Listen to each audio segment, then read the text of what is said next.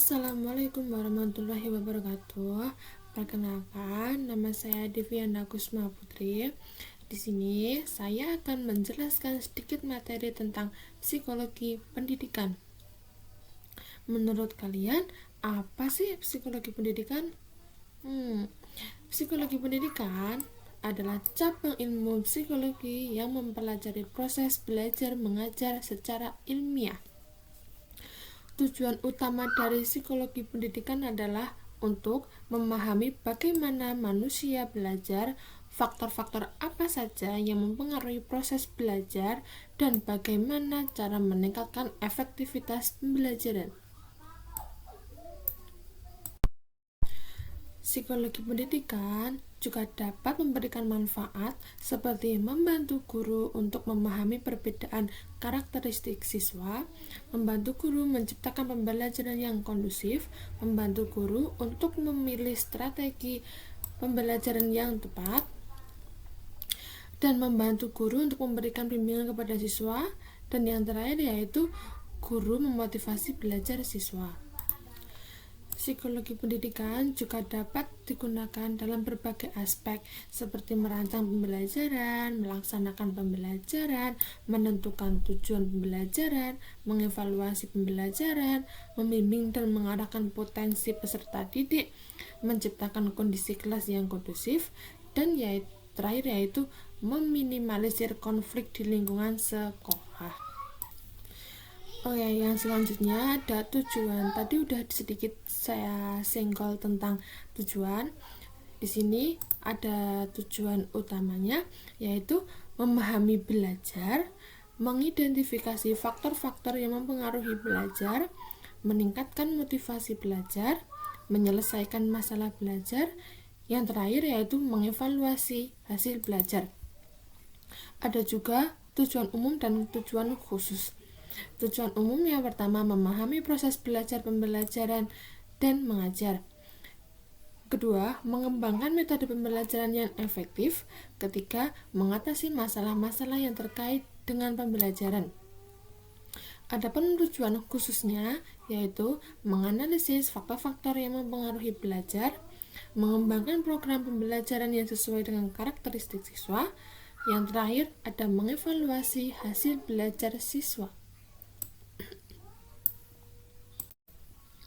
Selain ada tujuan, ada pun juga manfaat psikologi pendidikan. Yang pertama, yaitu memahami gaya belajar masing-masing. Yang kedua, meningkatkan motivasi minat dan belajar. Ketiga, mengatasi kesulitan belajar. Keempat, mengembangkan potensi diri. Kelima, memilih metode pembelajaran yang tepat. Keenam, menciptakan lingkungan belajar yang kondusif. Ketujuh, memberikan bimbingan dan konseling kepada siswa. Terakhir, mengevaluasi efektivitas pembelajaran. Tadi udah belajar tentang tujuan dan manfaat. Selanjutnya ada metode dalam psikologi pendidikan. Yang pertama, ada metode eksperimen. Kedua, metode kuesioner. Ketiga, metode studi kasus. 4. Metode observasi. 5. Metode wawancara. 6. Metode tes. Dan 7. Metode analisis dokumen. Singkatnya, metode bisa dibagi menjadi dua, yaitu metode penelitian dan metode pengajaran. Yang pertama ada metode penelitian, yaitu kuantitatif dan kualitatif. Kualitatif yaitu studi kasus, wawancara, dan observasi.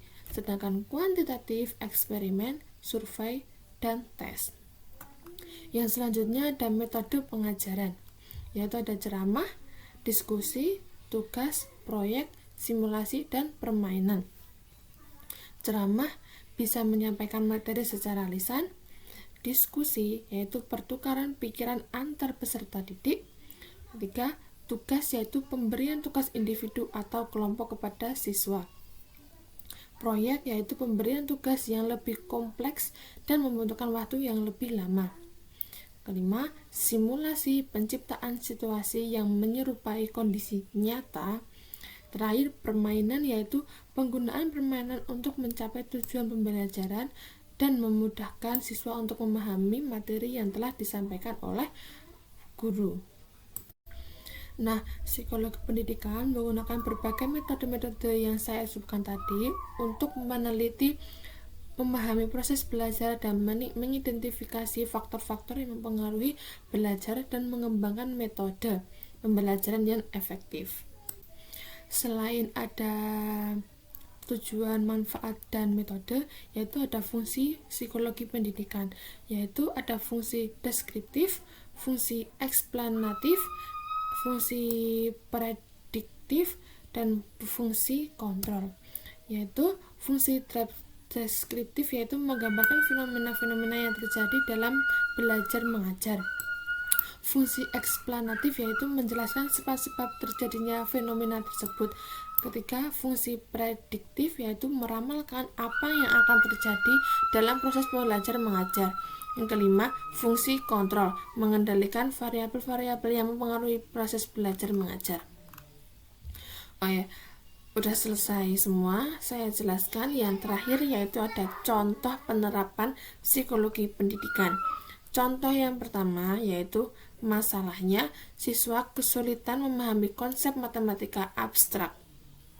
Solusinya yaitu menggunakan media pembelajaran yang konkret, misalnya manipulatif, dan memberikan contoh-contoh yang relevan dengan kehidupan sehari-hari. Contoh kedua yaitu masalah siswa kurang termotivasi untuk belajar. Solusinya yaitu memberikan umpan balik yang positif, menerapkan tujuan belajar yang realistis, dan menciptakan lingkungan belajar yang menyenangkan. Oke, psikologi pendidikan pada asasnya adalah sebuah disiplin psikologi yang khusus mempelajari, meneliti, dan membahas seluruh tingkah laku manusia yang terlibat dalam proses pendidikan. Itu meliputi tingkah laku belajar oleh siswa, tingkah laku mengajar oleh guru, dan tingkah laku mengajar belajar oleh guru dan siswa. Sebagai kesimpulannya, kita dapat mencatat bahwa tujuan psikologi pendidikan adalah menerapkan konsep dan prinsip psikologi untuk meningkatkan praktik pendidikan. Psikologi pendidikan yang telah berkembang sebagai disiplin ilmu cenderung mewakili semua bidang dalam psikologi secara umum. Dan selain aspek kognitif, psikologi pendidikan juga menyoroti pentingnya pengembangan karakter dan keterampilan siswa. Aspek-aspek seperti empati, kerjasama, dan resolusi konflik merupakan keterampilan sosial yang penting untuk sukses di dunia nyata. Dan arti dari psikologi pendidikan yaitu studi tentang bagaimana manusia belajar dan mempertahankan pengetahuan, terutama lingkungan pendidikan seperti ruang kelas. Sepertinya cukup yang saya sampaikan, kurang lebihnya mohon maaf. Saya tutup. Wabillahi taufiq wal hidayah. Wassalamualaikum warahmatullahi wabarakatuh.